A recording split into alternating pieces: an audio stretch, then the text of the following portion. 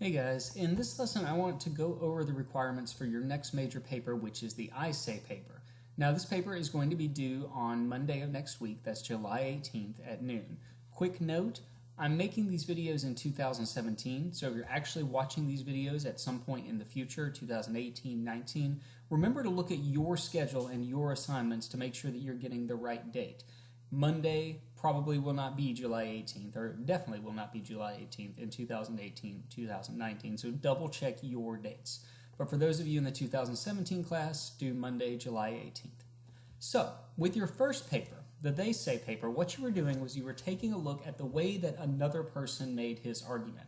You looked at how he used ethos, pathos, and logos to target a specific audience and accomplish a specific purpose regarding a specific subject. Now that you know how to do that, you can begin to use some of those tools yourself. You're going to use them to respond to somebody else because remember, entering the conversation and writing as a response are a couple of the key things we're trying to accomplish this semester. So your I-SAY paper is your chance to give your point of view on an issue, but you're not just going to sit there and stand on your soapbox and talk. It's not a pure opinion piece, it's a refutation.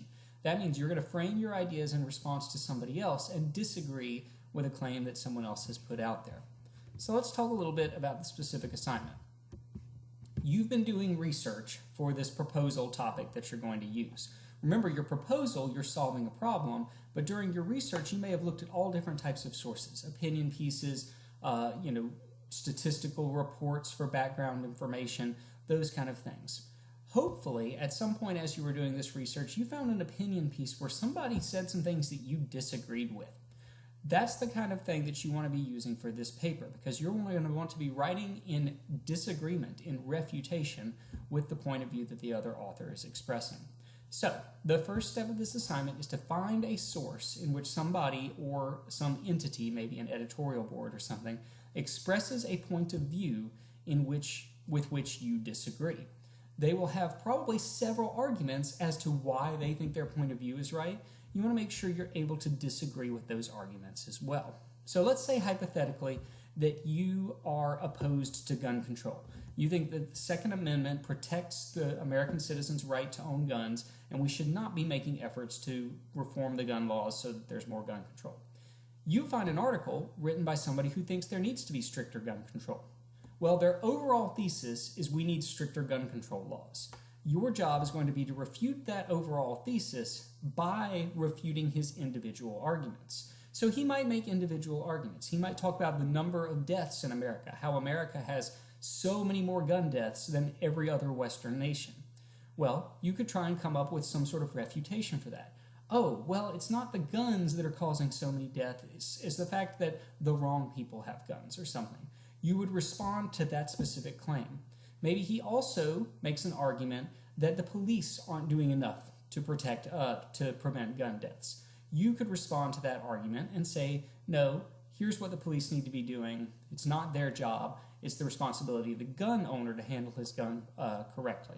So the point is you're refuting their overall thesis that the gun laws need to be changed by refuting their individual arguments. That's what makes a refutation.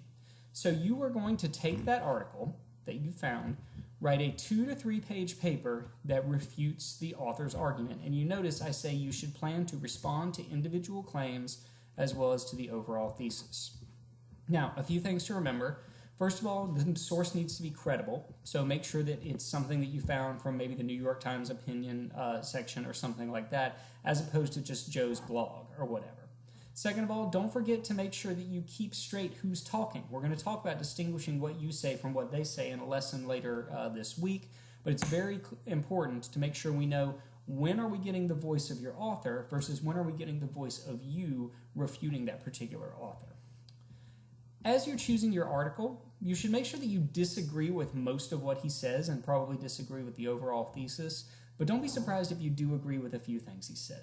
It's normal to find some areas of agreement with another person, and in fact, it's good. So that's why we have this section in They Say, I Say about agreeing and disagreeing at the same time. It's fine to agree with a few things as long as you disagree in general and successfully refute the argument. This paper is going to require proper MLA documentation, including a works cited page. So your works cited page will definitely have the source that you're refuting, and will have any other sources that you use to back up your claims.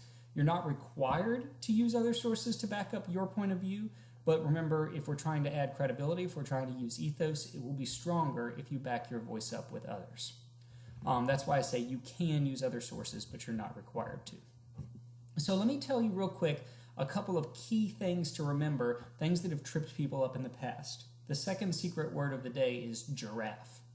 So, two major things. One of them is make sure that you choose an article written by a specific person or entity that takes a clear stance on an issue and argues about it.